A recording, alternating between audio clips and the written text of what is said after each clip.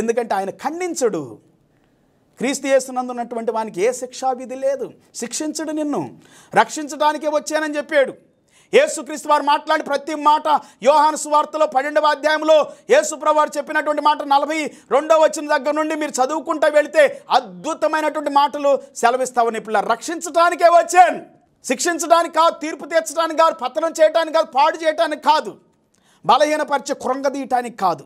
యేసుక్రీస్తు వారు రక్షించడానికి ఈ భూమి మీదకి వచ్చాడు. పిల్లారా, యేసుక్రీస్తు వారు చనిపోయినటువంటి వ్యక్తుల్ని బ్రతికించడానికి వచ్చాడు. వ్యాధులో ఉన్నవారు, రోగంలో ఉన్నవారు, కుళ్ళిపోయిన వారు, పతనమైపోయిన వారు, పాడైపోయిన వారు.